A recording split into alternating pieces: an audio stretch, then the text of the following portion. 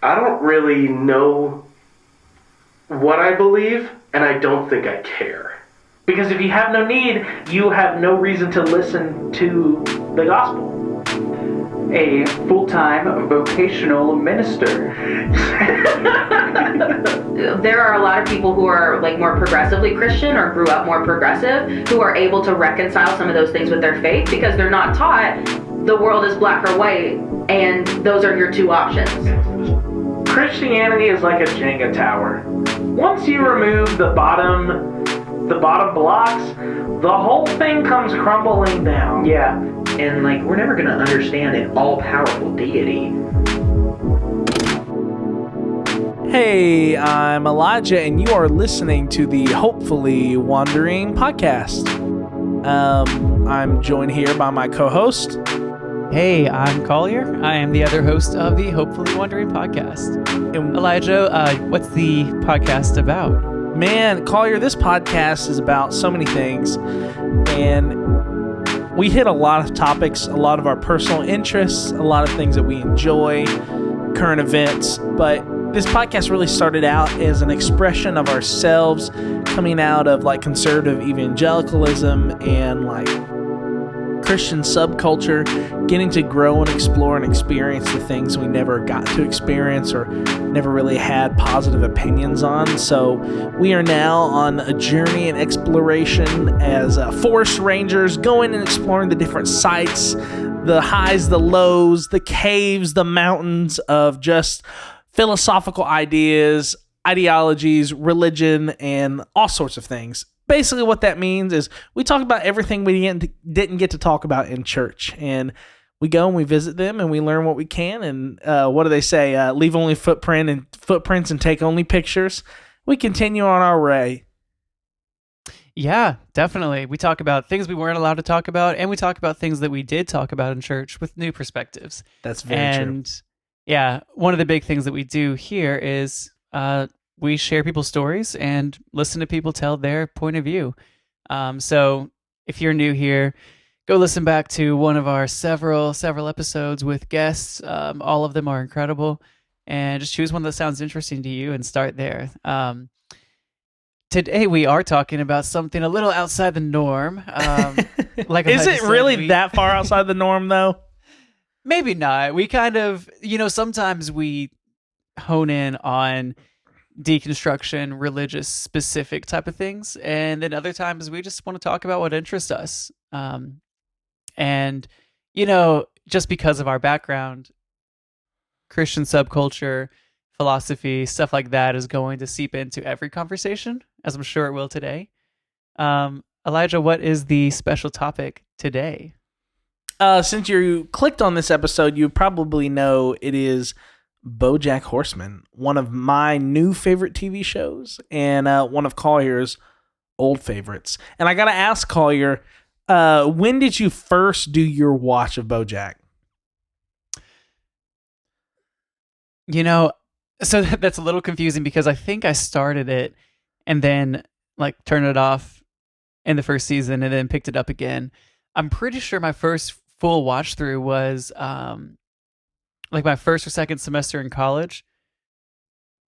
So yeah, that was when it was. I actually no, I specifically remember that because it was a very overstimulating time for me. It was a time in my life where I was burning myself out like crazy. I was saying yes to everything, every new ministry opportunity, every team and event that I could do, work, whatever. So I was very burned out and therefore got very depressed, anxious, just felt like I was nothing. So Bojack was a perfect pairing to send me into a deeper despair. And it was a weird time in my life. And I don't know if Bojack helped or hurt more during that time, but because of that, it does always kind of have a place in my heart of deep emotional exploration. And so that was my first time. I guess it would have been 2017-ish. Did you feel? Or this was your first time? This was my first time, but watching it then, did you feel guilty about watching Bojack since you were at a Baptist college and still ultra Christian? Honestly, not as much. I felt Okay, more good. guilty for watching like over and over again, like things like You're a Wizard, Harry, and YouTube videos like that were just irreverent, vulgar YouTube videos because we watched a lot of those in college. So I think compared to those videos that my roommates and I were watching with our classmates and scarring those innocent little Baptist minds, I was like, Bojack Horseman was not very extreme compared to like other stuff that I was watching. So Yeah, and you could watch the show and be like, wow, without God, look at how their lives have turned out so terribly. For the wages of sin is death. And that's all that Bojack experiences in his life.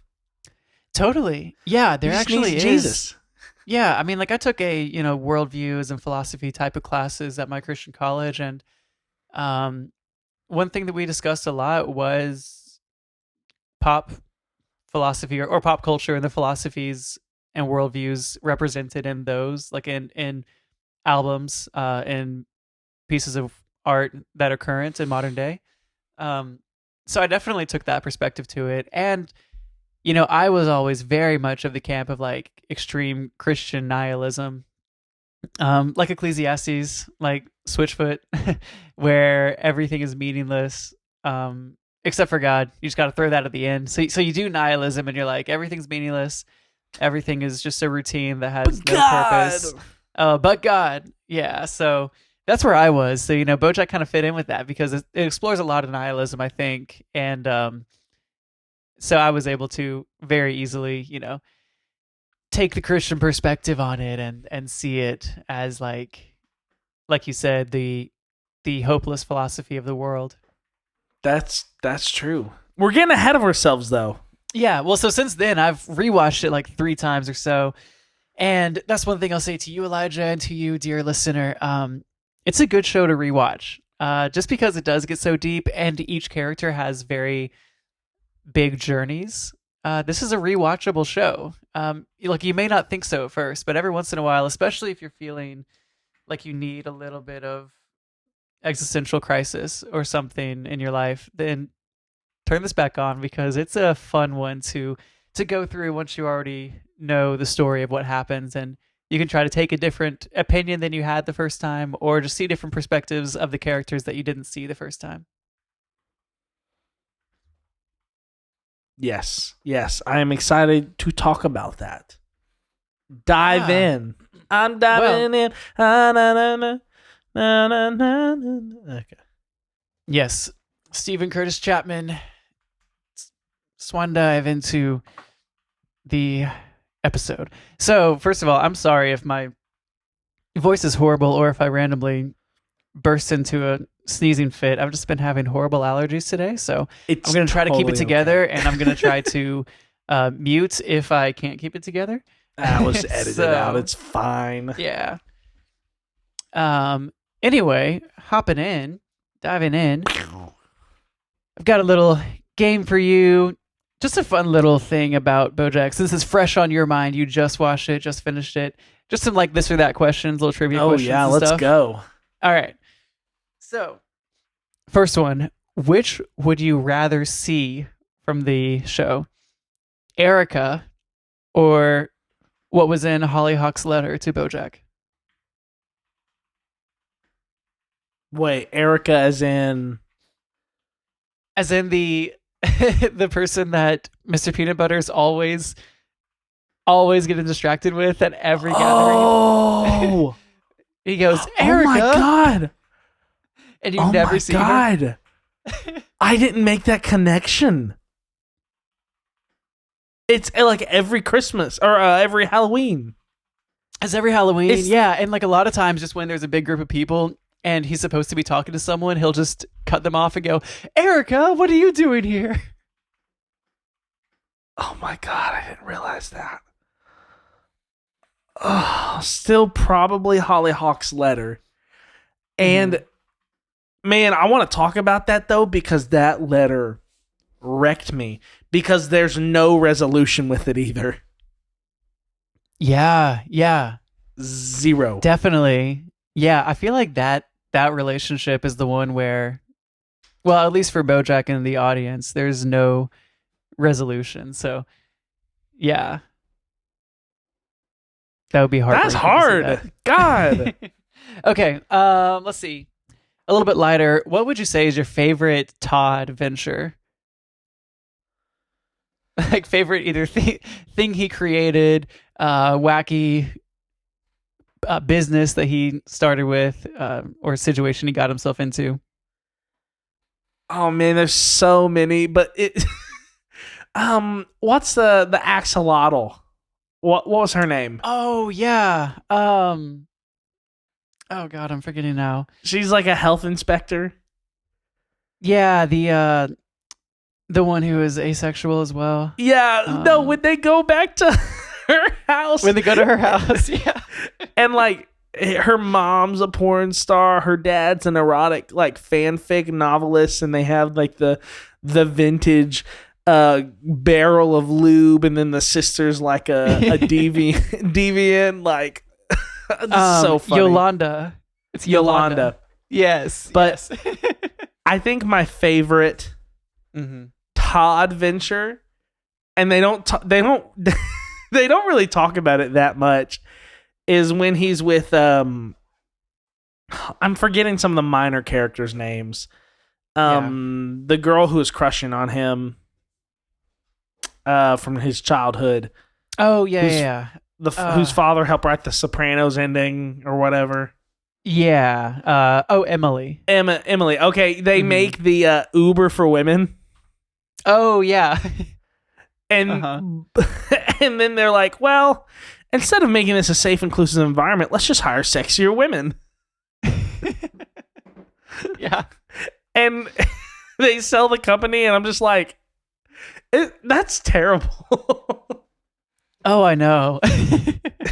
That's one of the things the show does well, I think, is commentary on capitalism and the way that like the society just will sell anything. And they don't address it. They just let it be there, and you're like, oh yeah, okay. Yeah. Yeah, it's not like, besides Diane in one or two episodes, there's not really anyone that's saying this is bad, but it's clearly portrayed as being bad. You know, like the actors, the way that they're animated are clearly evil, like for the big business guys and the ones that are like perpetuating this harm for the most part. Right. So, yeah.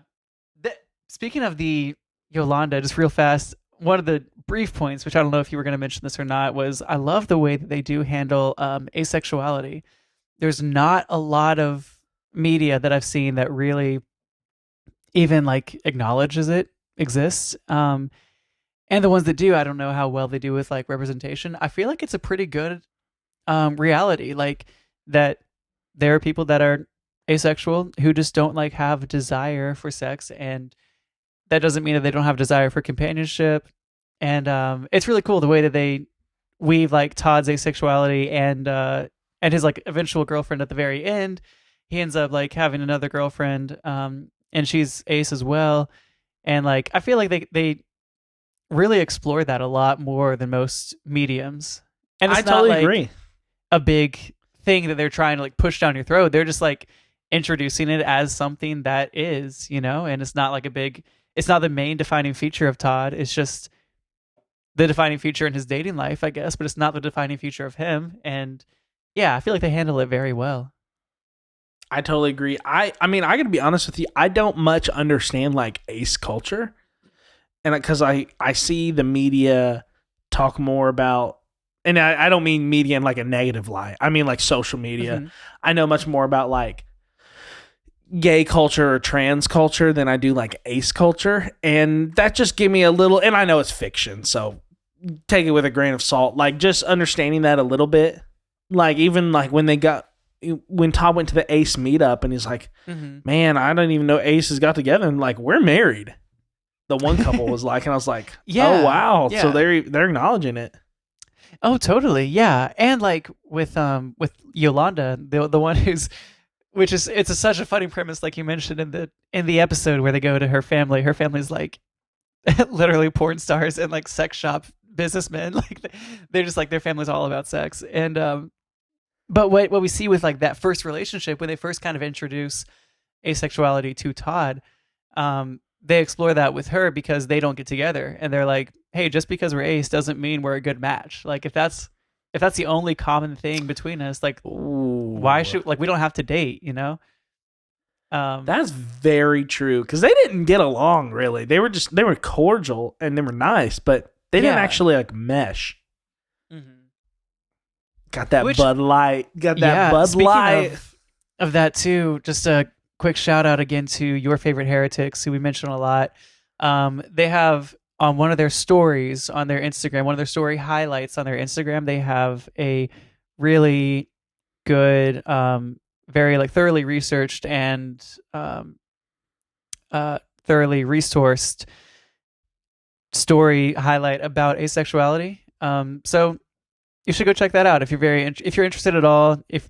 Whether you think you might be or not, or if you just want to know more about it, they've got a really good highlight where they just explore terms, kind of what it is and isn't, and have a lot of resources for you to learn more about it.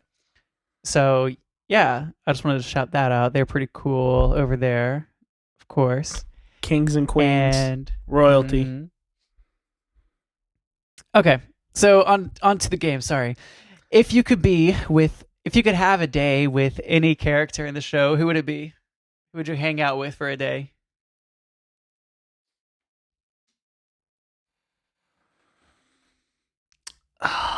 I love Mr. Peanut Butter. Dude, I was going to say the same thing. Yeah. Okay. I feel like that would be so exciting. Yeah, no, he was awesome. I love... Mm-hmm. He's clueless, but to be like a good friend to Mr. Peanut Butter would be amazing. You don't want to be like family or like a partner to Mr. Peanut Butter, but just to hang out with him would be amazing. Although, underutilized character who was number 2, Ruben in the last season, that's I think his name, the Buffalo. Oh, Diane's boyfriend? Yeah. Oh, Guy is his name. Guy, fuck. Yeah. Who's Ruben? Okay, no, Guy. Is that his son? Is Ruben? That might be his son. Yeah. Okay, yeah. Okay, no, Guy. I fucking love Guy. Dude, he was so chill, and he was voiced by Lakeith Stanfield, who's like one of my favorite actors of all time. Okay, I thought his voice sounded familiar. Yeah, and like if you like know Lakeith Stanfield, you know that he's a super chill guy. So like I would love to hang out with Lakeith, honestly. So if you're listening, Lakeith, let's hang out. Come on the podcast. Come on the podcast. Yeah, come on the podcast. Oh my god, Guy, he was so cool. One of my favorites for sure. He was so cool. What, in your opinion, what is the worst thing that Bojack has done? There's a lot to choose from. Oh.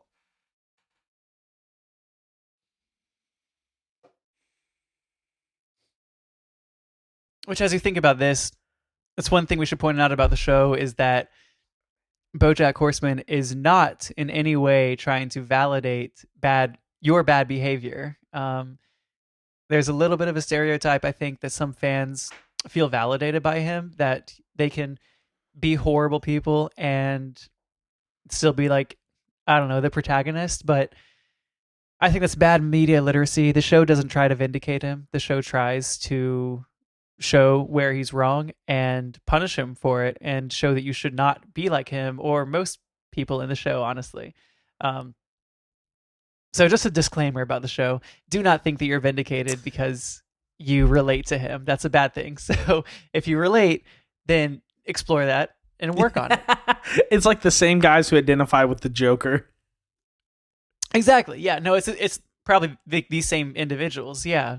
Who identify with Joker or identify with like American Homelander. Psycho or like, Homelander, Wolf of Wall Street, like those guys. Oh God. Like most of this media is meant to show that these people are horrible. Yeah, and they're that you terrible. should not be like them. So do not think that they vindicate you because you see yourself in them. Okay, so I got a hot take, and I might get canceled over this. Okay. What Bojack did with... again, you'll have to help me with some of the minor characters. The deer. Yeah. I forgot the young one's name. Charlotte was the mom. Yeah. Charlotte and Charlotte's daughter was terrible. Uh-huh. It was really terrible. However,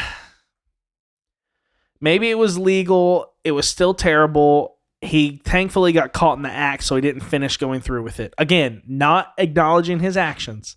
Not saying it's a good thing. He didn't end up going through with it. But, again, the question is, would he have done it? I think he probably would have. But anyways. Yeah. As terrible as it was when he choked his partner on set. Again, don't remember her name. Gina. As terrible as it was, he was under the influence. So I have to say his worst act was his most conscious one, which is with Herb. With Herb? As what I would think. Okay. What my take is. What my hot take is. Wait, which one with Herb? When he cuts him out of the business? I think in the flashback? I think so. Yeah. No, I mean, you've got a point there. I see what you mean, because you're talking in terms of that's his most conscious, sober decision. That's what I'm saying. Fully in his right mind, and he is willingly choosing to fuck this guy over and knows that he's going to fuck him over. Whereas his other ones that were probably had worse fallouts. Agreed. Yes. And hurt people more. It doesn't make it better, but he was very unsober during those.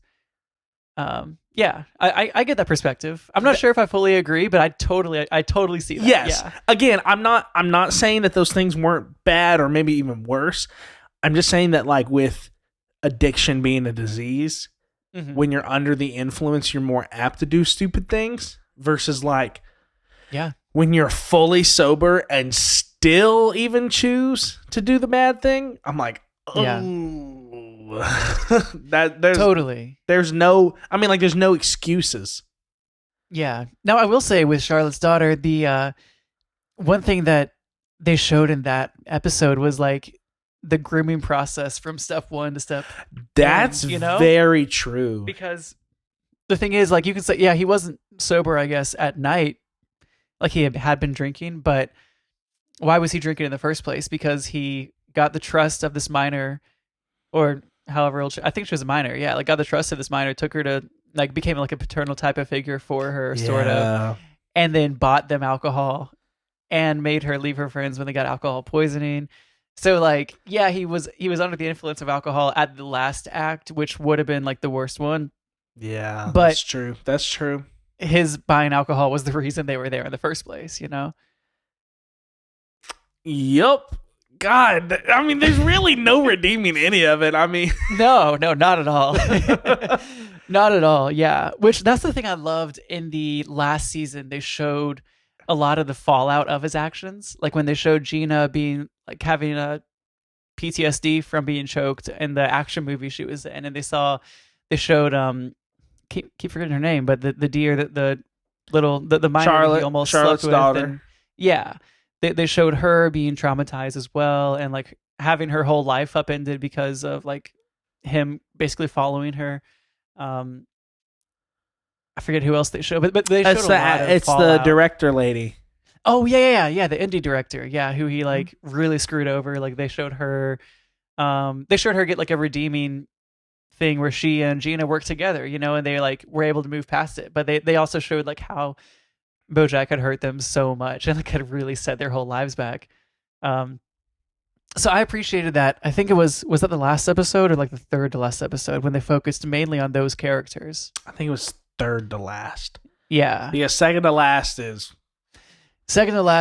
one we'll talk about. Yeah.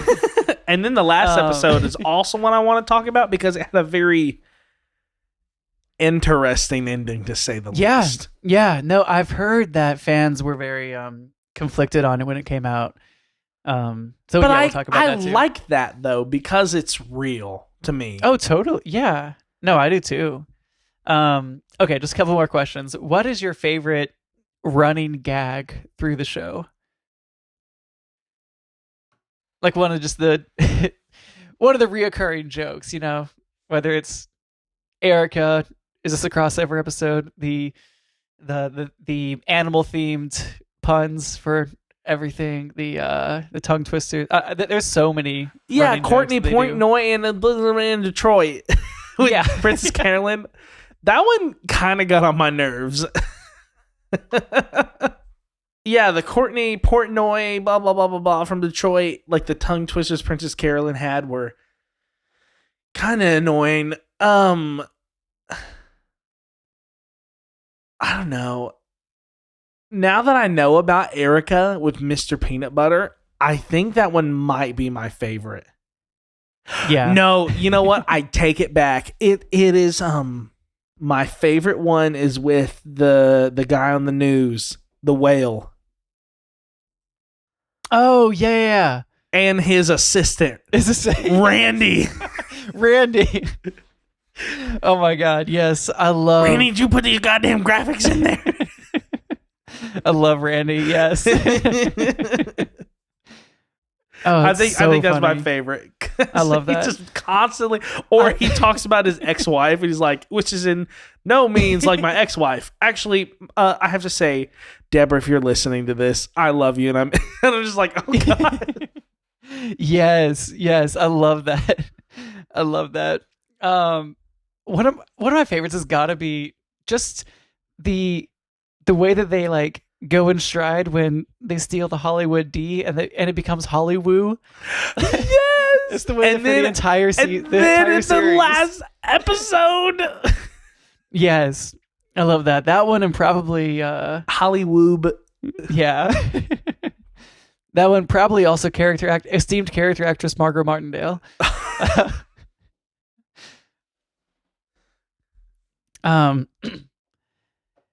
Let's see. Okay, last one. What for you on your first watch through?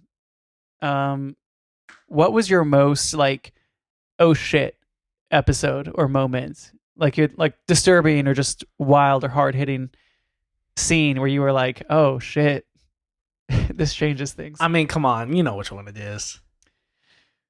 Was it the planetarium, or No, it's the second to last. because that hit it? episode. That hit it for me. Oh well, of course, yeah. Yeah. But do you want to say besides that? Sure. How about besides the second to last episode? Because that's like, in my opinion, one of the best episodes of TV. That was like fucking crazy.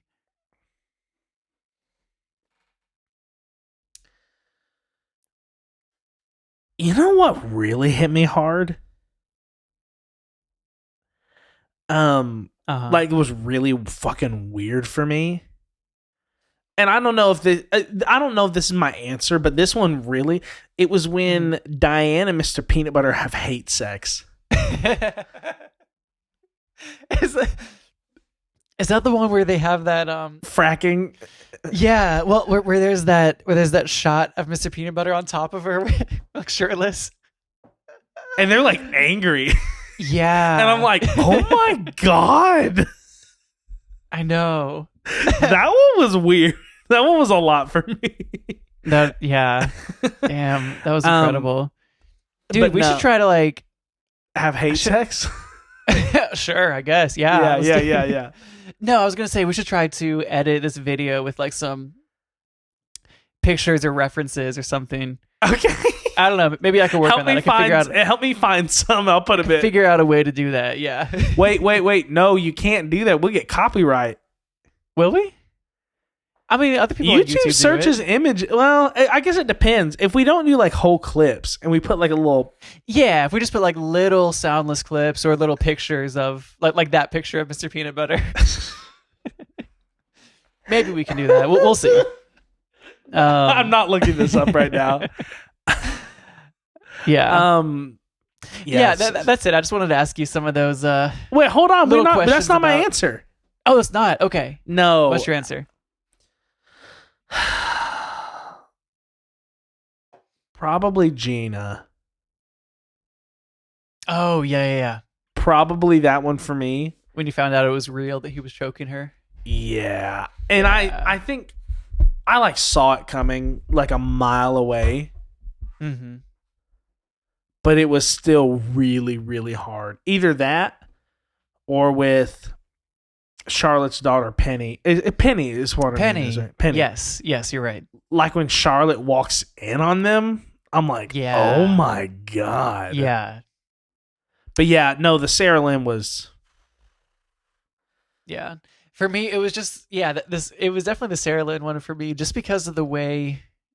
I don't know. I guess I didn't expect at that point in the season for them to go there, and the way that in the planetarium he just says Sarah Lynn, and that like hangs in the air until the end of the episode. I just thought that was a good choice. It was so like messed with you. Yeah. You finished that Bud Light, bro. Oh yeah. Bro, we've hit like half the topics. Oh really? Yeah, Okay. through like this game. Shit. Well, I figured it kind of would actually. It kind of goes through it. Yeah. What else were you wanting to talk about though too? Like what were some of the big standouts just from your first time watching through? I think like learning about, and I don't know if this is reality, but one of the most like sobering things for me was the way that like what's his name? The turtle. Turtletop. Yeah. Turtletop, Judah, Princess Carolyn, Vanessa Gecko, the Rabinowitz, all those characters, like how like the media industry works, specifically with like TV and movies and music and stuff. Like with the agents and the PR teams and yes. And like yes, I know that they kind of work like that. But like hearing them verbalize how little of a shit that they give about anyone and how often they manipulate situations for their own financial gain. Yeah. Terrible. Oh, totally. Yeah. I think the episode that they did really well in that and just social commentary at large was the Thoughts and Prayers episode. Yes, with the school. That one was. Yeah, so like the premise for that episode is that they're making a movie, a shooter movie, like a John Wick type of action movie with about Courtney Portnoy. Courtney Portnoy, this badass like woman who's good with guns, and just shoots everybody. In a mall. Yeah, and then that episode that they talk about mass shootings, and there's like news of mass shootings, and they're like, oh, there's another one, and the thing is, though, they're all done by men. And so they're like, oh, wait, having a woman be the person that's shooting, the mass shooting might not affect how this gets received in audiences. So we can still release this movie about gun violence because, all these mass shooters are men. And this is different because this mass shooter's a woman. Or it's not a mass shooter, but like this John Wick is a woman. So like it's not going to be as fresh on people's minds, whatever. And so the entire episode, they keep on getting little notifications on their phones of mass shootings that are happening, and they're like, and eventually it ends up being like thoughts and prayers. That's terrible. Oh well. Yeah, and they're like, well, it's all men, and eventually it like starts becoming like women mass shooters. Yeah. So then there's a woman, and they're like, and that's like one of the lines that's like really sobering is that like then they're like, oh shit, we're gonna have to cancel this movie now. And then the actor's like, it's so sad. You hear about mass shootings affecting other people's movie premiere, but you never think it'll affect yours.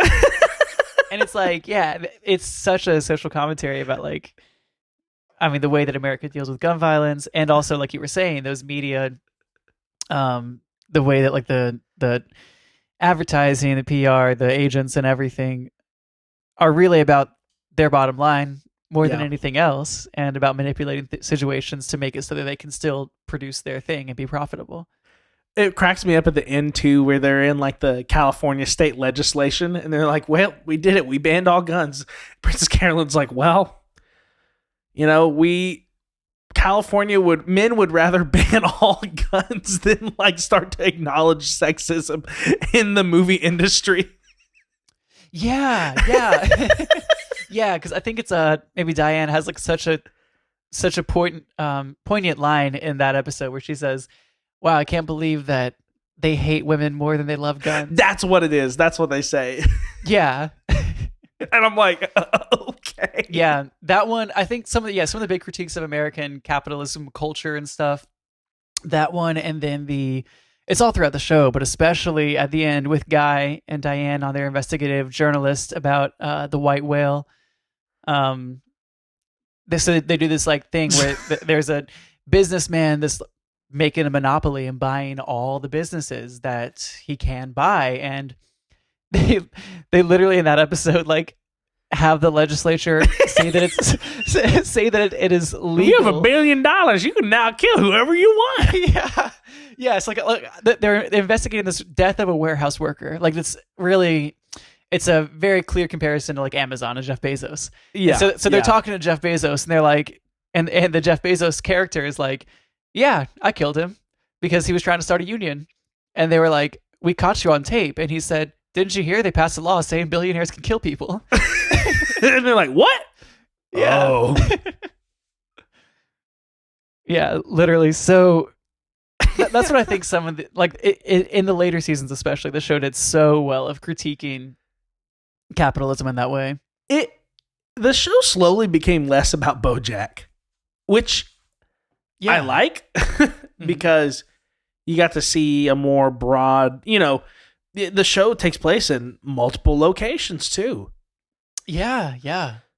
Man, I just my mind also one of the things that really resonated with me is that like the generational trauma that led up to Bojack's decisions, because like I realize again the stuff he did to Penny and Charlotte, the stuff he did to Gina, the stuff he did to Herb, terrible things.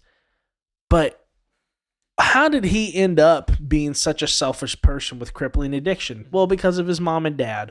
Well, what happened to his mom? Oh, her mom was lobotomized, and her father taught her to leverage her sexuality to find a mate to further the sugar factory found. Just like all this stuff. And just like slowly, blah, blah, blah, blah, blah. God. Oh, totally. Yeah. I forgot about that. That's one of the other biggest mindfuck episodes was the Times Arrow. Yeah. That's all about his mom, like in her dementia. Mm-hmm. And like showing that generational trauma. It makes you feel bad for, like, his mom is like the worst person on earth, but it makes you feel bad for her because you understand, she was a little girl that was traumatized by her parents, that was traumatized by her husband. Yeah. That then traumatized her son, who traumatized all these people we see in the show.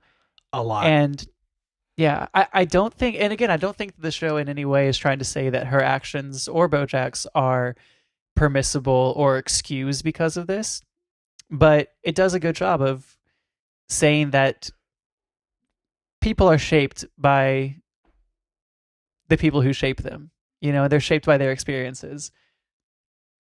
And, I think that's a really good lesson.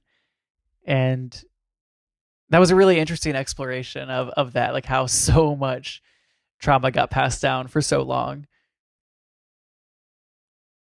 So much of that was highlighted in the best monologue of all time in television. Yes. Definitely. That was like such a, like, I know like Taylor didn't like love that episode at first, and like I totally get that because I didn't either with my first time watching. And there's like, so if any people have not seen the show, I don't know why you're still listening, but it's like an entire episode was like a 20-minute monologue. Yeah, it was like a 23-minute monologue. Yeah, so the whole thing is a monologue of Bojack at his mom's funeral, unpacking all this trauma. And yeah, it's kind of like weird at first because it's just a monologue. There's no flashbacks, there's no nothing. It's just him talking. But no, I think it's like one of the best monologues written in history because it's so good and so packed with all that, like you were saying. I watched a breakdown of that episode specifically, and I'm like, Bojack almost like creates fantasies about his mom in his mind because of how negative she was to him. Mm-hmm. And I see that with a lot of parents where, they're projecting their wants and wills and desires onto their children. And so, of course, they're going to turn out like their parents. But like he says this one thing about where she actually watched the episode of Horsing Around and said that she loved it. He's like, oh, it's a great memory. Too bad it's not true. It just moves on. Just totally moves on. Yeah. Damn. Yeah, that was so good. What were some of the episodes that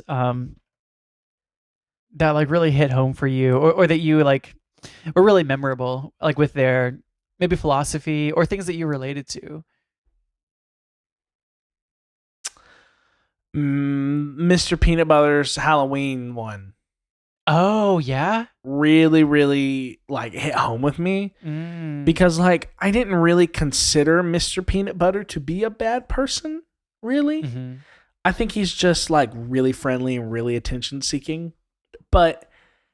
And I think that he is focused so much on trying to get the love and affection of others that he is a bad person because of it, because he neglects those who he says he cares about the most, letting them be victim, because like he fucking created 2 villains. I mean, literally. Yeah.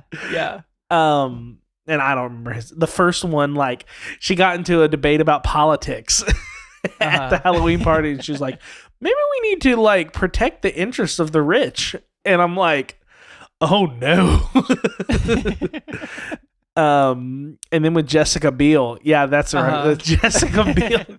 I didn't get the role as what? The Mummy. I'm like, okay. That was, that was so cool. Like, props to Jessica Biel for playing, because she played that character.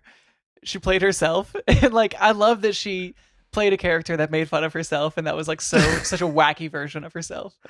That's so funny. Someone else did that too. I think it was Zach Braff, I think. Yeah. In the episode where the house collapses due to fracking or whatever, and yeah, they like turn into like Walking Dead type of like politics, where like where it's like mob rule, and like Jessica Biel and Zach Braff play these wacky characters, but they're doing their own voices, they're playing themselves. It's too bad they couldn't have got Andrew Garfield. I know, yeah. I didn't think that was a great impression of him. No, it was like it was really bad. Like yeah. I feel like they intentionally made it so bad. Maybe they did. Maybe they just intentionally made it like a random English accent, and that was it. Yeah. Probably. Also, another one of Todd's worst ventures remind me of that. Halloween in January. Yeah. Yes, the Halloween store. Oh my god. Did you see yourself a little bit in that Halloween episode with Mr. Peanut Butter? Like, did it hit home a little bit? I think so, especially just because I think it did for me. For sure, because of like being such a people pleaser and growing up in like that people pleasing evangelical environment. I've just seen how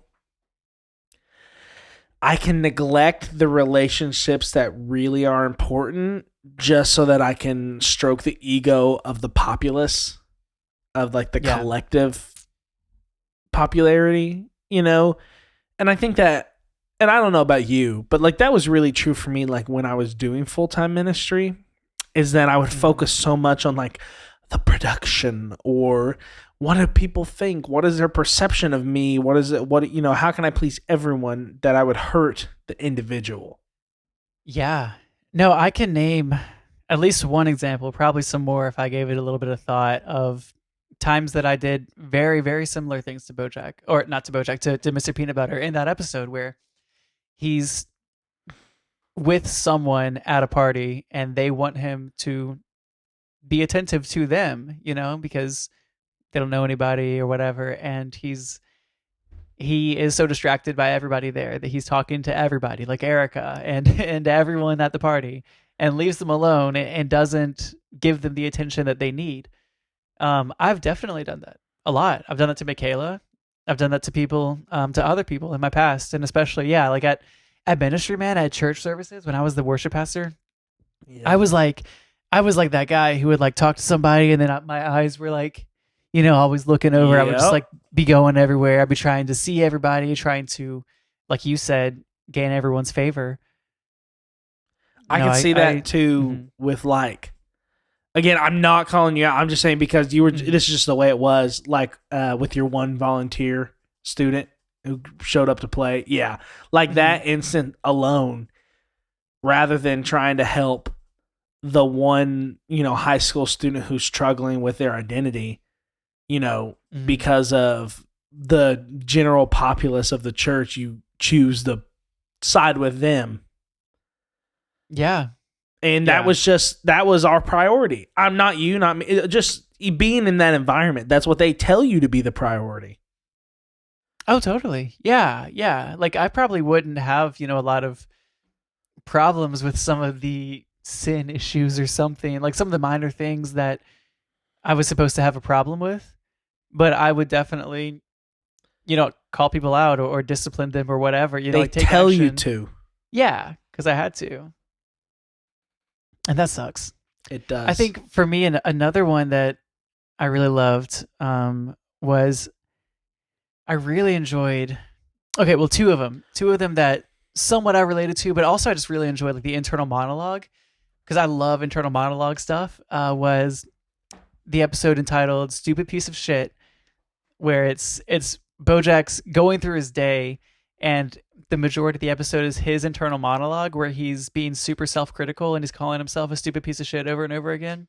Was that the one where like they ask him to go get milk or something with Hollyhock and his his mother's? Okay. Yeah, he goes to the bar and spends his entire day at the bar, and he's like, "All right, so you're a stupid piece of shit. Why'd you do that? You wasted the entire day." Yes. And it's like, it's a full internal monologue of him hating himself and him trying to do better, but being unable to. Mm-hmm.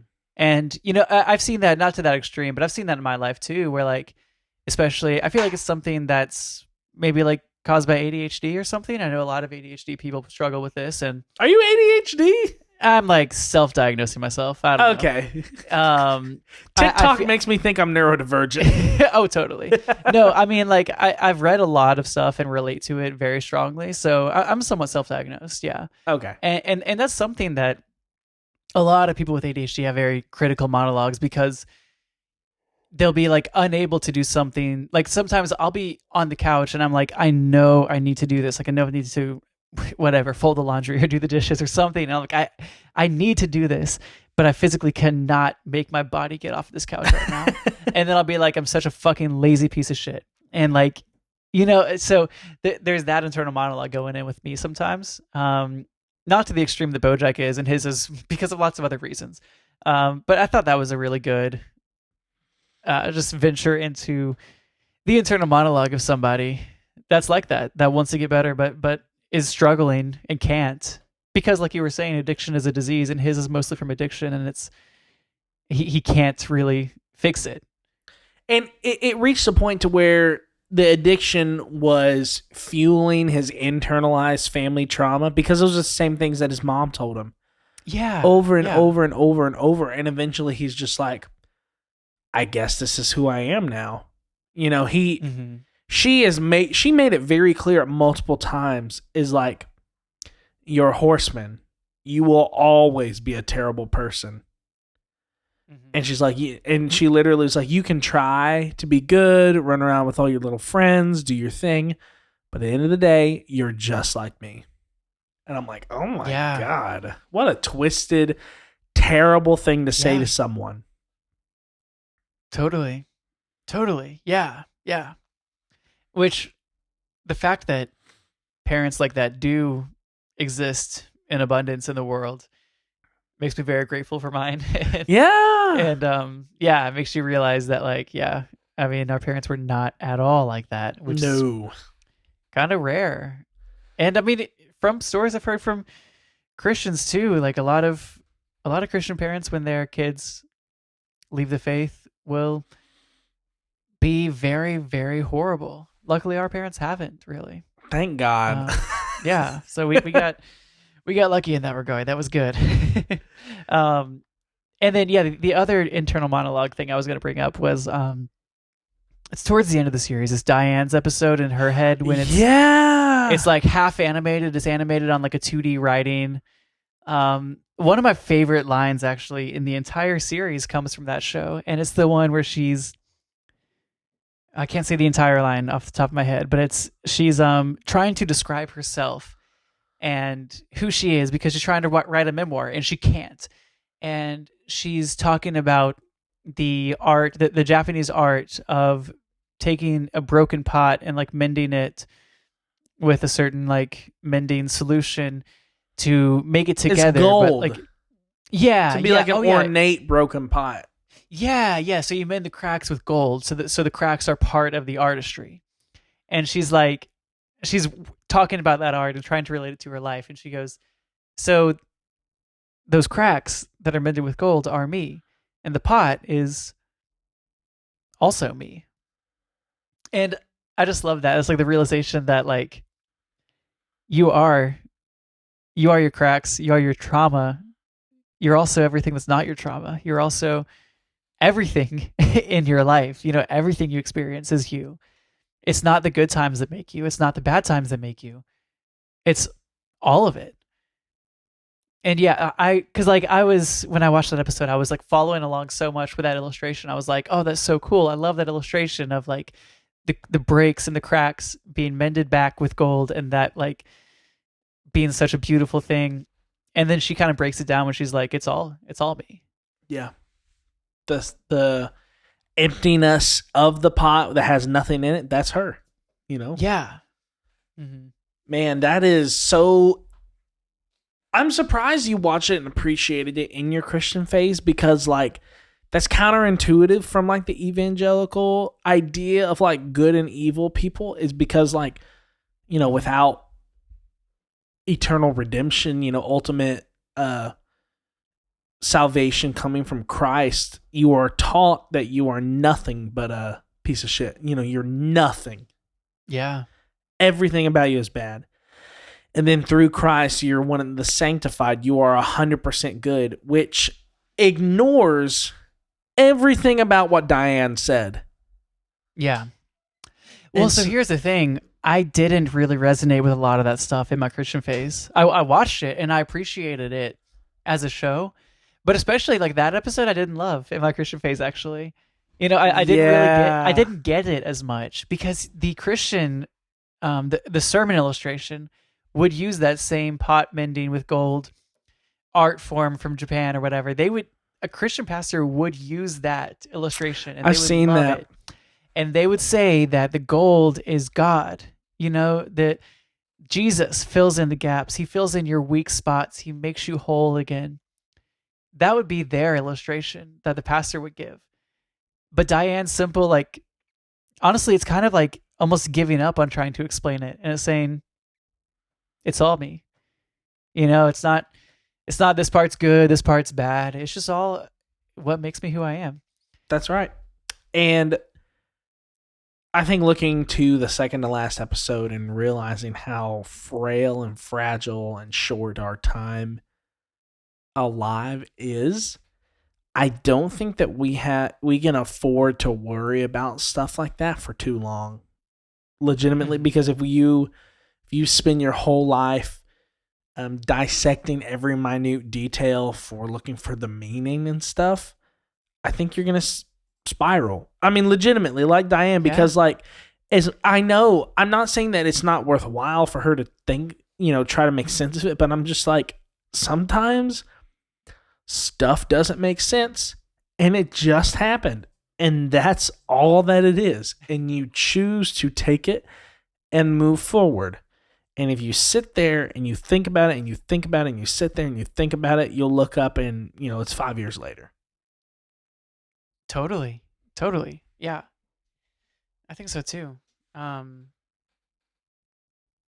Oh shit, I realized I muted the Zoom when I sneezed, but I didn't mute my GarageBand. So that's fine. Don't worry about it. You want to edit that out, maybe? No, I want that in there. We'll see. I want that beautiful snot. Good. Okay. Good. Yeah, because that's me. It's part of you. me. It's all you. Yeah. Well, I know we're like talked for a while on this now. Is there anything else you want to mention before? I know you wanted to like dive in a little bit to like the second and last episode. Yes, because I have a lot of thoughts regarding those two specifically. But anything else you said? No. Yeah. Anything else that you wanted to mention before we dive into that? Yeah, addiction's real. And like, I don't think it is a disease, because it retrains not only your thought patterns, but it retrains like your body to, you know, act a certain way and do a certain thing if it doesn't get what it wants. So get help. Yeah.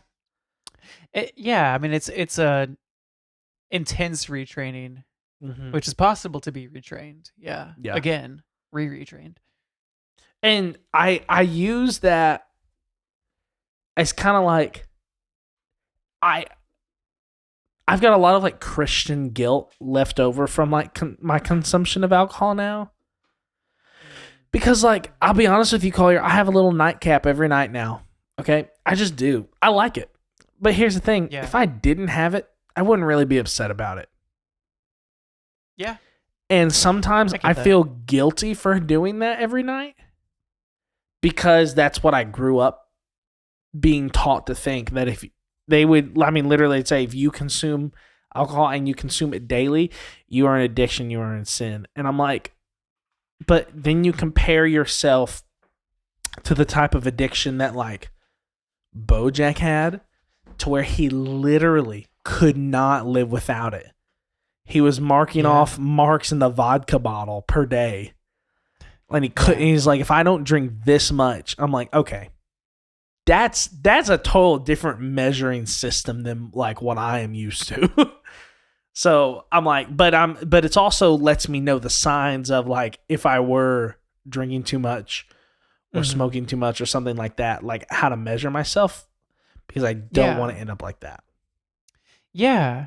No, totally. And because it can definitely get to a point without you knowing where it does affect people and affects other people, you know, not just your health, which, yeah, I feel like that's especially when it gets really, really bad is when it starts affecting other people negatively.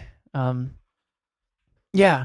No, I mean, I have too. And I've seen like on TikTok, actually, like a kind of resurgence of a sobriety movement, and which is great. You know, I love that for anybody who wants to be sober. Like that's really cool. And like, I think a lot of people grew up with an unhealthy relationship to alcohol because they had it in high school and stuff. And for us, we didn't. So, you know, we're still trying. We're figuring it out now. Yeah, you and I are just now like exploring alcohol. Yeah, so I think that makes it a little bit safer for us because we didn't get fucked up in high school, you know, or in college. I totally agree. We just started now, you know, experimenting with stuff and drinking more alcohol and stuff like that. There's only been like 1 or 2 times in my life where like I drank because like I was in a bad place. And obviously, you know when that was. Okay, is with my last relationship. But outside of that, you know, you and I are just now for the first time like trying to make cocktails or enjoying it at a party or going out to a bar and doing karaoke, and like I think those are positive things. Like I don't really care, and as long as at the end of the day, like we aren't like going into withdrawals or like feel like we're forcing ourselves to drink that much, like it's fine. It's okay because our life is short. Go fucking do it. Who cares? Yeah. And our brains are like pretty much fully developed now. So I feel like it's not as dangerous to experiment now as it is when you're young. Yeah. Because when your brains aren't developed, that's because we're 24 and 25 now. Yeah. Which your 25th coming up soon. It is, yeah. It's like 2 weeks. It'll be when this episode's released, probably. That's actually true, I think. Yeah. So yeah, that's why, like, happy birthday, Collier. If someone asked me, like, now or in the past couple months how old I am, I'll say 25 because I feel like 24 Collier is so much different than where I am now. Yes. You know? Yes. Like a year ago, me was like a different person. King. Yeah. Yeah, well, anyway, let's. I want to hear what your thoughts on the penultimate episode and the ultimate episode. Yeah. Bro. Oh my God. Yeah, that's still one of my favorite episodes in TV history. It's so crazy. And the thing about it is, it was scarier than any horror movie I've ever watched. Yeah. Yeah. Because it was real. Mm-hmm. And he knew, eventually it got to the point to where he knew what was happening. And it's just like, maybe someone will save you. Yeah. Probably not, though. And we're all going to have to go down there eventually. Your time might be now. You have Totally, no yeah. control over it after you hit that point. Do you want to give like a very brief bullet point summary, or do you want me to do it before we you can. get You into can. That's discussing fine. it? Yeah, go for it. Okay, yeah. So just brief little summary of it. In the episode before, so it's the second to last episode of the season. Bojack in the episode previous had like backed his car into a pool or something. He was in his pool. He was like going on a crazy bender. He because broke he was in a in. He horrible broke place. into his house, which had just gotten sold because he was out of yeah, money. which he no longer owned. Mm-hmm. And then he found out that when he fucked over Herb, like he really didn't have to. The one TV lady manipulated him to do it because of Yeah. fucking gays weren't Which, accepted. By the way, she was probably the worst character because she showed she had no growth, you know? She's still in her old age, was cool with all the shit she did. So yeah. So yeah, the second to last episode then takes place after all that. He's in a horrible place, and basically the entire episode takes place in a fever dream type of thing where Bojack is back in like a house. It might be Charlotte's house. I forget exactly. There's so many little details, but he's in the house. People from his past that a lot of them that he feels like either he wronged or he caused their death or were important in his story are there. So his mother, his dead uncle, his uncle who went off to war and was like a hero and he was always compared to and said he would never live up to. Sarah Lynn, who he was responsible for her death. The guy who died from autoerotic asphyxiation, forget his name, but Something who he Jackson. Jackson. Corduroy Jackson. Corduroy Jackson. Yes, he was there. And Bojack felt responsible for his death. And Herb was there. And His father his father, who was weirdly voiced by Secretariat, who he looked up to as a father figure. I think it's the other way around. Or is it? Yeah, no, you're right. Yeah, Secretariat is there, but he was voiced by his father. And they refer to him as his father. Yeah, but he's like in the animation of Secretariat and like is Secretariat, I guess, in his life. Yeah, so they're all there. They're doing like Bojack comes in. There's like a little dinner party type of thing. There's a bird that comes in the house. They just shoes out. It's kind of like some fun revisiting with these people that had an impact on him. Positive or negative.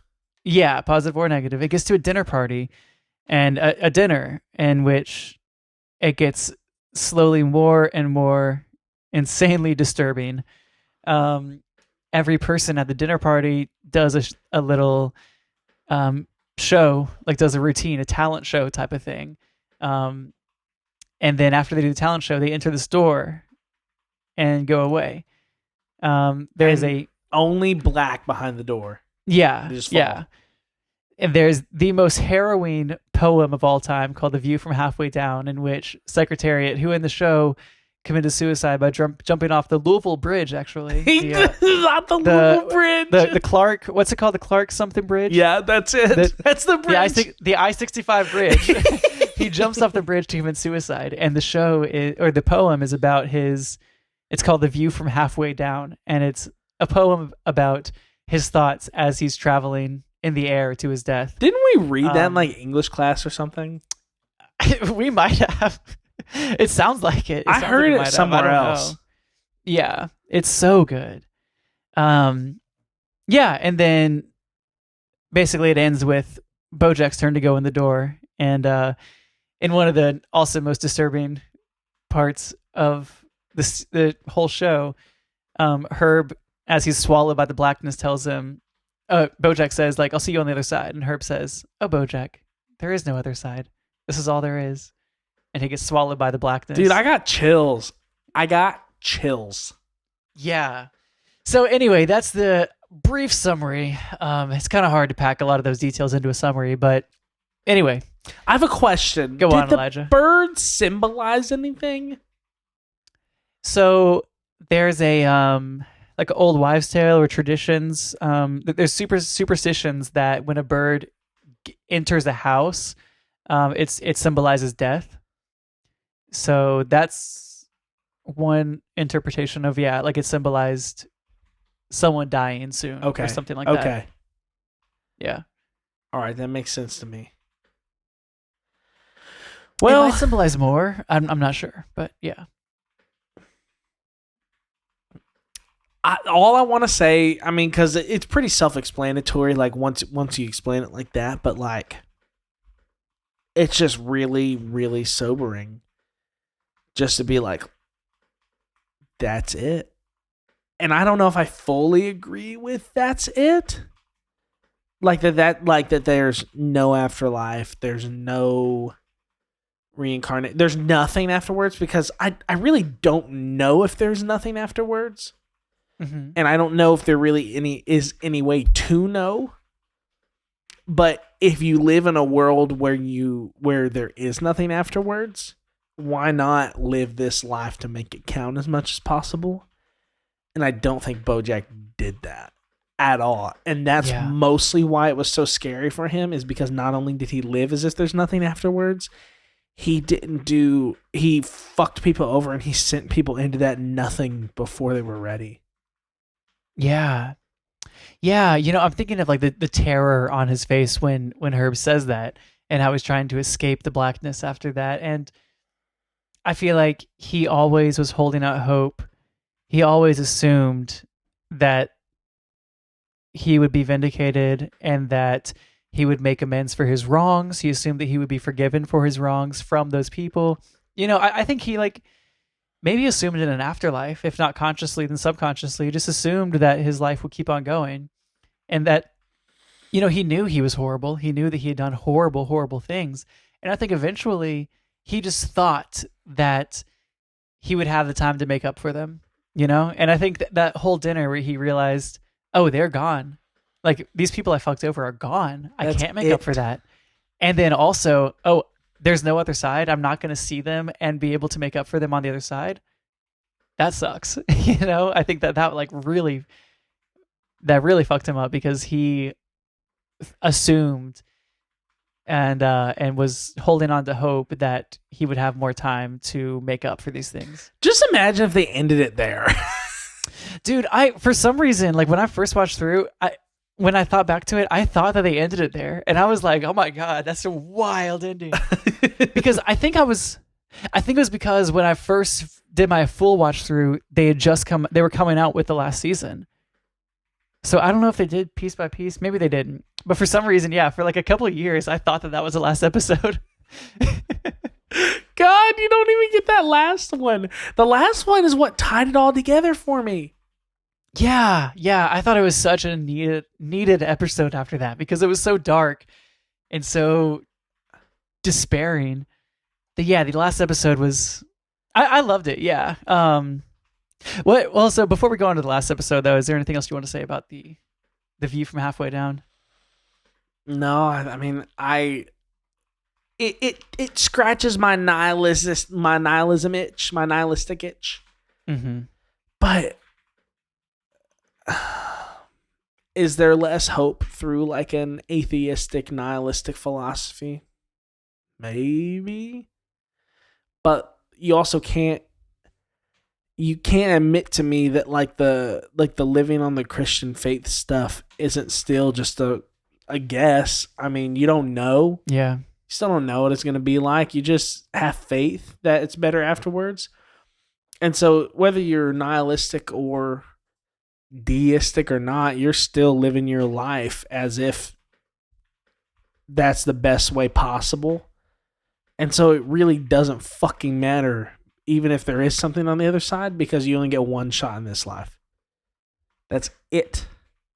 You're only you once.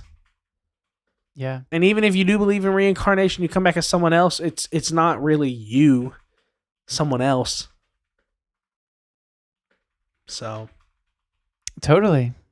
Yeah. And that's one of the things that I think this show was always kind of on the line between like nihilism and absurdism. I feel like it would go back and forth between those. There were some absurdist elements of recognizing the drudgery of the life and having fun with it anyway. And I feel like Todd especially exemplified that. and sort of Mr. Peanut Butter sometimes, exemplify the absurdist life of making the best of it because we don't know, and because it does suck, but it's life and you got to live it. But yeah, this one was definitely it had a lot of hopelessness for the future, but I feel like, when you say that there's less hope for a future life, but I feel like nihilism, or just in general not clinging onto an afterlife, gives you more hope for the present. Yeah. It gives you more responsibility, I would say. Yeah, definitely. Because now I am the master of my own life. Mm-hmm. And so, like, if I want to do something, you look at the cards you're dealt, and you're like, okay, how can I best maximize the socioeconomic, ethno factors that I've been given? I'm a 25-year-old heterosexual white male, and that's what I am. I can't change that. And then here's my socioeconomic status. This is what I do. And then it's like, okay, now it is my responsibility to change that as much as I can in my life now. And that's it. I mean, those are only factors I can control. So if I look at the world, I'm like, I want it to be better. You can pray all you want, but at the end of the day, it's up to you. Yeah. There's no external force pushing that through that mindset. Your choice, your actions are what determines in other people what they do sometimes. And like for Bojack, his actions directly led to multiple people's deaths.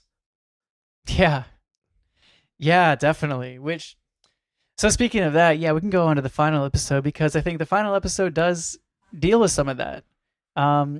It's essentially four long conversations and happenings between Bojack and the other main characters, where he's sort of having some sort of resolution between him and those relationships. So the ones with Mr. Peanut Butter and Todd were funny. Yeah, but I fucking loved. Okay, I died when he finally gave Mr. Peanut Butter his crossover episode. He died. He's like, oh my god, it's a crossover episode. I know. I loved it because I love Mr. Peanut Butter too. I loved that. I loved that he got that he finally had a crossover episode. He couldn't handle it. He was like literally crying. Ooh, yeah. Sorry. And then Todd was just so simple. It's like, hey, let's step out. Just thought you needed a moment. And I'm like, that's just so Todd. Yeah. He's probably got the biggest heart out of any character on the show, really. I loved him a lot more on the rewatches, because I kind of thought he was a little boring or a little annoying, in my first watch through, honestly. But like, I don't know, his he was kind of simple, and his desires were like really heartfelt though. And it was a really interesting character to watch again as I was thinking through like more in depth about his story. Shout out to Margot Martindale for healing his family. Yeah. Oh man. But the conversations with Diane and Princess Carolyn are what like stuck with me. Yeah. And the reason Princess Carolyn stuck with me is because all they did was just kind of catch up, ask how it was. Princess Carolyn was like, hey, your Horny Unicorn movie is actually doing amazing. Like, you're going to be financially successful and be able to do whatever you want.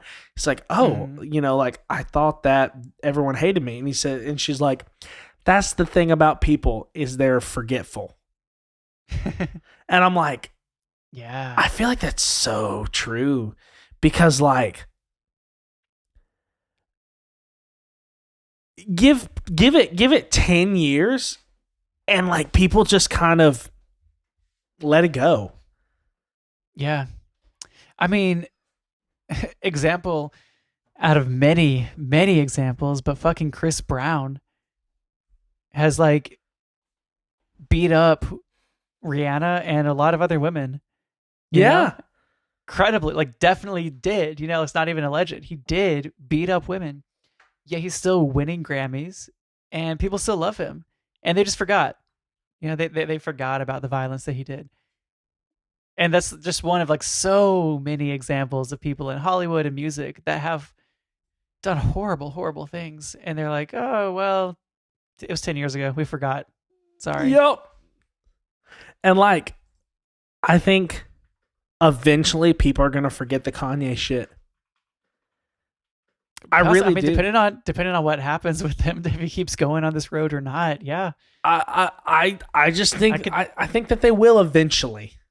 Yeah, I could totally see that. Because he could drop a new banger album and say he went and got meds and blah, blah, blah, blah, blah. And people will be like, oh, okay, well, we'll just forget that he said he likes Hitler. Yeah. No, I could see that. That's a prediction. I don't know. I wouldn't bet against that. I'm speaking it now. And I just, he's just such a piece of shit, that little guy. And I like his music sometimes. Like some of the songs, I'm like, this is a good song, but I have a hard time disassociating it. But totally. Yeah. Anyways, so that was really sobering just to think that like people forget and they really don't care because they're caught up in the sign of the times. Man, I don't remember what it's called. We actually talked about this in one of my classes the other day. It's called the Zeitgeist. Oh yeah, Ghost of the Times, and the context for a lot of that is like in counseling context is that like people like to give certain diagnosis for the zeitgeist, and so for like right now it's like everyone in every circumstance is a victim of like family trauma. Or trauma. And I think a lot of the times it's probably true, but like it's not universally true. Whereas before, maybe 20 years ago, it's a borderline personality disorder. Oh, you're just a little bit bipolar. You're just, blah, blah, blah, blah, blah. That was like the zeitgeist. And people get caught up in like what's popular. Is it popular to hate on someone right now? So, yeah, that makes sense. No, I get where you're coming from. Yeah, and I think especially with celebrity culture too, it perpetuates that. And like you said, people do, or like Princess Caroline said, people do forget. Yeah, it's there will be something that's very important for a little while, and then suddenly it's not as important, or eventually you just forget. Do you want to talk about the conversation with Diane? Yeah, I meant to watch that before this. Actually, I forgot it exactly, but the biggest takeaway I know for me was just the very end, where it was a resolution without closure, kind of. Yeah, and I liked that choice by the writers to not have her forgive Bojack, because like she says in that conversation, he left her a voicemail when he was like about to drown. He left her that voicemail where he was essentially saying like that she should have been there for him, and he was bringing back this pressure that she had always felt, where she felt like she was kind of responsible for him, and that made her feel shitty. And her recognizing that she deserved to not feel shitty. And she deserved to have friends that didn't make her feel shitty. I thought like her recognition of that was really honest, and the way that then Bojack at the end of the conversation was like, "Imagine if this is the last time we ever see each other," and I think that might be the last line in the show, and then it goes to the song and just fades out for like 3 minutes. Yeah, and so there's no closure. Like we don't know if they're going to be friends. We assume probably not, because Diane said probably not for her. She can't do it.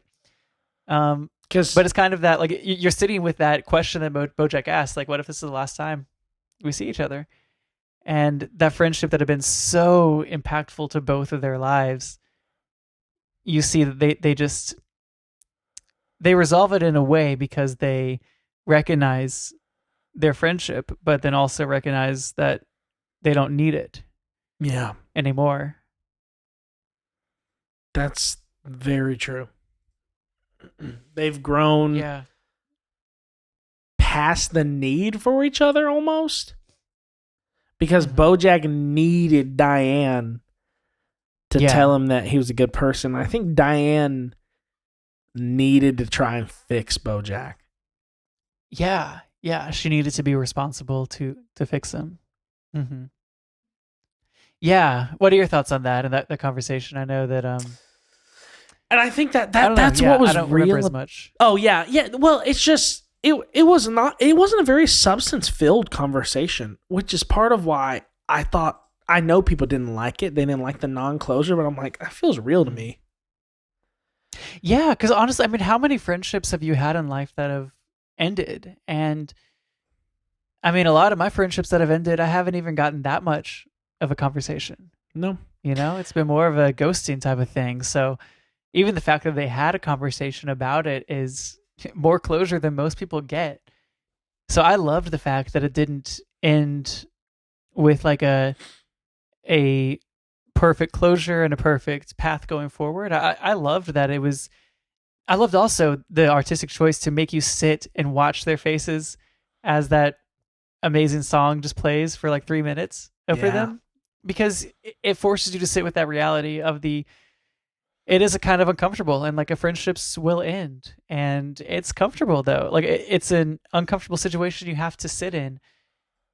So I love that they like made the audience sit in that and just see the gears turning in their heads and see the kind of end of friendship happening.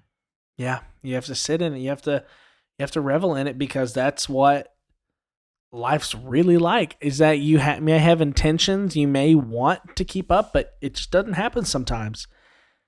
I think back to like you and another one of my good friends were like the two people who stood like in the front of our wedding party. Yeah. Our other friend, ever since I came out in support of like pro-choice stuff, hasn't talked to me. Yeah. Ever since I came out, it's like not evangelical anymore. You know who I'm talking about. Yeah. Uh-huh. The moment I started posting like, anti-evangelical stuff and like in support of like the pro-choice movement, has not said a word to me. Unfriended me in like all social media stuff. Poof. Damn. No word. Nothing. And so I'm like, Would you? go ahead. Yeah. Well, would you rather have that or have a conversation like Bojack and Diane had, where they, she kind of vented her frustrations. But I think that the closure that it did end on was that they didn't hate each other and they weren't going to have this grudge against each other for the rest of their lives. But other than that, there was no closure. Like, would you rather have a conversation like that? I think With I that scenario or other friends, or would you rather have the ghosting? man, with like an ex-partner, I think I would rather have that conversation, because at least that way I can be like, hey, it's never gonna work with us, but oh well, what happened, and we're not gonna talk anymore, and that's probably for the best. But I hope you can move on from this. But in relationships that really don't mean as much or never meant as much, I don't really care. Mm-hmm. I'm not that beat up about my friend, really. Yeah. I don't really care at the end of the day, because I was already overcommitted with friends anyways, and they wanted to hang out Sure. more than what I had time for. So I don't really care. But it's more of just like, oh, that's all it took. But so yeah. I think Which to it answer is different situations. drastically. I think I would probably Yeah. rather have the conversation for the most part, for anyone who like it really, really wasn't in my life. Yeah. but I also hope not to be for someone who like affected you as much as Bojack and Diane, like I mean, they Exactly. changed the course of each other's lives. So yes. for someone like that, yeah, But I hope not to be at fault as much as Bojack was. of course, yeah. So. What about you? Yeah. No, I think I would definitely agree. I tend to kind of like ghosting, honestly. I prefer that if a relationship's not going to work out, if both people acknowledge it at the same time and never talk again. Yeah. Like, that's kind of what's happened for me and some friends. And I almost appreciate that, in a way. But I would definitely say for something as impactful as a relationship like that, like a partner, or like a best friend who had a very big impact on me, I would definitely prefer that. Yeah, I would prefer a conversation to meet up to, I don't know, just discuss like things, even if there's not specific resolution. I would prefer having a discussion over nothing. I agree completely. Yeah, that's the other thing I liked about the finale, the third to last episode, those two especially, was, like I said at the beginning, it does not in any way vindicate Bojack, because it says that like he goes to jail and he's gonna be in jail, I think, for a while. And like you said, with his conversation with Princess Caroline, his little stupid movie that he did got popular, so he wasn't like fully hated in the public eye, but he's in jail, and he's paying for his crimes. And I think that at least is something good. Like he's not fully like he's not in any way justified with anything he's doing. And I appreciate that his character also doesn't still try to maintain like his innocence or think that he shouldn't have anything bad happen to him. Like I think he welcomes the bad to him because he finally realizes like that's what he needs, is he needs like jail basically. And he needs not only the structure of it to keep him from himself, but he also needs the punishment, because he's been trying to punish himself with like alcohol or drugs or sabotaging his own projects and relationships his whole life. And I feel like for him it's a justice, but it's also almost like a good reformation for him to have that time to be punished in the public eye and in financial situations and in his life. His fame, so I appreciate hurt that him. they do that. Oh yeah. His fame hurt him more than anything, because he didn't have to worry about the normal struggles that you and I have of like, hey, we gotta make sure we gotta pay rent this month and make sure we got enough food to eat, blah, blah, blah, blah. He's above that. He's like, oh, wow, I'll just buy this restaurant and I'll own it for the whole show. Okay, no biggie. Totally. So, and that's when he starts turning to like alcoholism and drug usage even more. It's like there's nothing there to like make him struggle. And so he almost creates struggle for himself because of his self-loathing. Yeah. Yeah. Which I think one of the biggest, one of the best things that, like one of the best lines in the show or monologues was, maybe at the end of season 2, it's whenever after Todd realizes that he fucked him over with character actress Margaret Martindale and sabotages rock opera. And Todd gives him that speech where he's like, Bojack, it's not the alcohol, it's not your addiction, it's not your problems, it's not your trauma, it's you. The shitty things that you do are you. Ooh. And I love that monologue where he calls him out, and he's and I think that the writers are trying to show that in the show, that it, like, you can't just say, oh, well, it's because of Bojack's trauma, and that excuses him. Yeah. No, like that's him. He did all this shit, and he's not a good person because of it. Like it hurts people because of it. Right. Yeah. I think that there are other places in the show too where they I can't think of them right now, where they do wrestle with, even I cannot think of the one episode. So Johnny Two Cellos, like I was saying, has a really good like YouTube playlist on Bojack, a few YouTube playlists on Bojack. There's one that's a ranking of every episode that I just watched, where he discusses, there's one episode, I forget which one, where the writers do struggle with even their own show, and they recognize that portraying someone, I think it's Filbert, I think it's within Filbert, because Bojack, when he's doing this show called Filbert, which is loosely almost about a person like him, he starts to feel justified in himself, because the character he's playing, Filbert, he sees that person on the screen doing the same mistakes that he does. And so he says, oh, since this character is the protagonist and he's doing this shit, that means I'm justified in the things that I'm doing. And it's just interesting. So the writers put that episode in the show to say, because we're writing this, because you're watching this show about this person does not mean that you should be justified. Yeah. So it's like a meta critique of their own show and their own meta as they're writing it. Yeah. It's like double meta. Which I love that they recognized that, and they probably recognized the toxic fanboys, and were like, you guys are not it. And so they wrote that specifically to say, do not look up to this guy. Do not think that because you see someone like this in media that you should feel good about yourself. You should feel bad about yourself if you're doing this thing that this horrible person is doing, and you should change it. So I think there's several places in this series where they do wrestle with that, and they try to They try to be responsible as they can, in my opinion. I totally agree. It was portrayed very maturely through immaturity. Yeah, exactly. You jumped the gun on your media rec with Johnny Two Cellos. Oh, I did. Yeah, that was media rec for Bojack and other nerdy breakdowns of shows. But yeah, he does a lot of really good YouTube breakdowns of various episodes and themes in Bojack Horseman. Yeah, I love it. Any other highlights we want to hit for Bojack? I mean, just a reminder that it's a really fun show too. Like we were saying at the beginning, there's so many running gags that they do. So funny. So many different levels of humor too. There's like the stupid adult humor where it's just some dumb like cheap gags. There's puns. There's like meta stuff. There's social commentary humor, dark humor. Like it's a very funny show. So don't think that.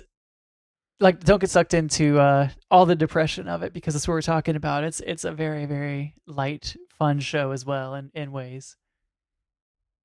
Yeah, it really is. It's got a lot of really funny moments and gags and whatnot, but it's a vehicle to portray the message. Definitely. But, yeah, I mean, I think the comedy makes it better. It makes the dark parts hit harder. Yeah. Well, do you have a different media rec you want to share, Collier? No, not this episode. That's fine. That's good. Johnny Two Cellos on YouTube. Cello like the instrument. Yeah, yeah. What about you? The amazing movie that also explores a little bit of nihilism, Puss in Boots: The Last Wish. Oh yes, I've got to see that. You have I guess watch it. Like, you watched. Everyone said it's so good. Dude, it is I'm so excited. Unbelievably good. So the first 15-20 minutes are like, okay, this is like a kid's movie. I hate this shit. Just crazy. And then something specific happens. And it's like, oh, that's what we're actually talking about in this movie. And it got real fucking serious. I love that. And it's Puss in Boots. That's amazing. It is really good. You would really like it. I will, on the theme of nihilism, I will also recommend Pinocchio. I'm not sure if I have again, but Guillermo del Toro's Pinocchio is so good. Guillermo del Toro's, or which Pinocchio? Yeah, Guillermo del Toro's Pinocchio. There's two Pinocchios. The new one that just came out. There's two new ones that came out. There is the bad one. Yeah, not that one. No, Dad. Yeah, no, yeah. I gotta watch it. Pinocchio movie. It's stop animation. It's like beyond. I could get into why it's so great beyond just the nihilism of it, but one of the things that really relates to Bojack and the view from halfway down is like the last line of the movie is Jiminy Cricket saying, "What happens happens, and then you are gone." Yeah. And so it's just a story about things that happen, and it just explores death in that way and explores mortality and the finite life that we have. I totally agree. I'm excited to watch it now. Yeah, you gotta watch it. It's really good. Well, is that it for us, Collier? Yeah, I guess so. I think this went a little longer than we expected, but thank you, dear listener, for sticking along with us. If you have, Because you follow us might on have clicked off. socials. Most people probably did by this point, but follow us on socials. Hopefully, Wandering Podcast. Yeah, I would love to hear your thoughts. Let us know what you think, especially if you're a Bojack fan or a Bojack hater. Please let us know what you think about what we said. I'd love to hear your input. Reach out to us on Instagram. It's probably the best way. Yep. Instagram. We also have an email, a Gmail, right? We do. Yeah. Hopefully Wandering Podcast at gmail.com. Yes. I believe. Let me make sure. Yeah. All right. Well. Or no, sorry. Hopefully Wandering Pod at gmail.com. Not podcast. Yeah, we're cool, so we use abbreviations. We shorten things. Was podcast already taken? Maybe. I don't know. I'm not sure. I forget. It's okay. We were baby beginners when we set up this podcast. I know. We did all that stuff before we even dropped like the first episode, I think. Oh yeah, I think so. Yeah. So. All right. Well, y'all, keep it real. Okay. Go live and go be it. There is nothing else.